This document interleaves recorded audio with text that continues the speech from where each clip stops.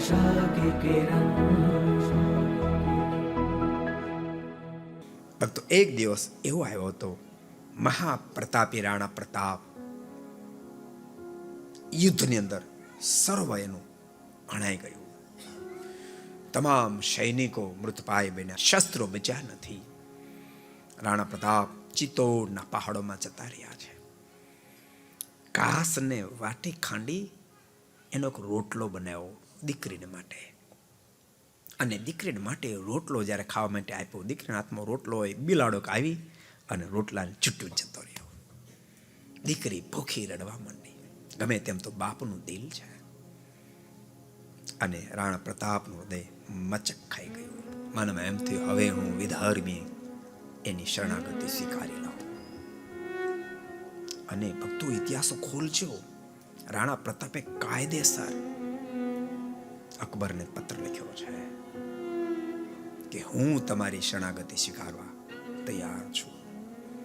અને પત્ર મળતાની સાથે અકબર અતિ આનંદ, કારણ કે એક રાણા પ્રતાપની રાહ હતી. અતિ આનંદ થયો.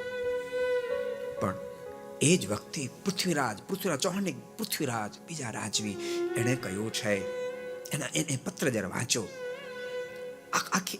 આખી મીટિંગમાં એની મહેફિલ ઉજવાતી હતી. અકબર મહેફિલ ઉજવતો હતો. પણ પૃથ્વીરાજને ખબર પડી. પૃથ્વીરાજે રાણા પ્રતાપને પત્ર લખ્યો છે, બાપ પ્રતાપ, તારા આધારે તો હિન્દુ ધર્મ ખડો છે.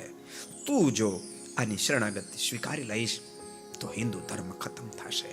અને પત્ર રિટર્ન રાણા પ્રતાપના હાથમાં આવ્યો. રાણા પ્રતાપના હાથમાં પત્ર છે.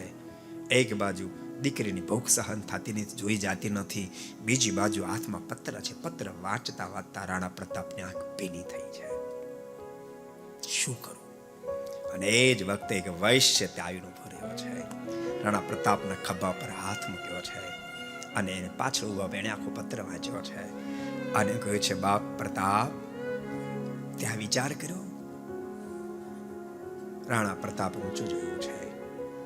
વ્યક્તિને ઓળખીને કહ્યું છે, હું શું કરું? નથી બચ્યું શાયદ, નથી બચી સંપત્તિ.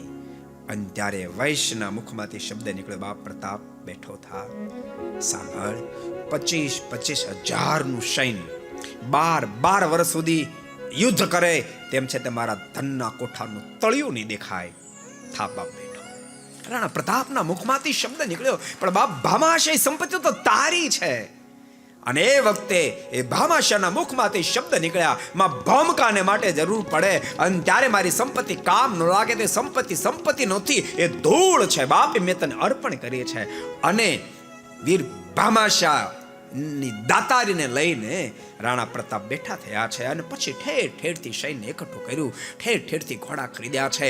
અને પહાડો ઉપર વિવિધ પ્રકારના હથિયારો તૈયાર થવા લાગ્યા છે, ઢાલો તૈયાર થવા લાગી, ખડગો તૈયાર થવા લાગ્યા છે અને જોરદાર સૈન્ય તૈયાર કર્યું છે. આ બાજુ અકબર નિરાતે સૂતો. એના મનમાં એમ છે કે હવે તો આપણે નિધડક છીએ અને ઓચિંતા રાણા પ્રતાપના વિશાળ સૈન્ય તાટક્યું છે અને બાદ જેમ પક્ષીને પીખી નાખે એમ પૂરા અકબરના સૈન્ય પીખી નાખી ફરીવાર હિન્દુત્વ અર્પણ કર્યું છે. એ વૈષ્ણની દાતારીથી નિર્માણ થયું છે. વૈષ્ણની એટલે વૈષ્ણની અંદર સહજ દાતારી છે. तो आपको पसंद आया हो तो लाइक करें और शेयर करना मत भूलिए. सब्सक्राइब करें सरदार कथा चैनल को और बेल आइकॉन पर क्लिक करना मत भूलिए लेटेस्ट वीडियो सबसे पहले पाने के लिए.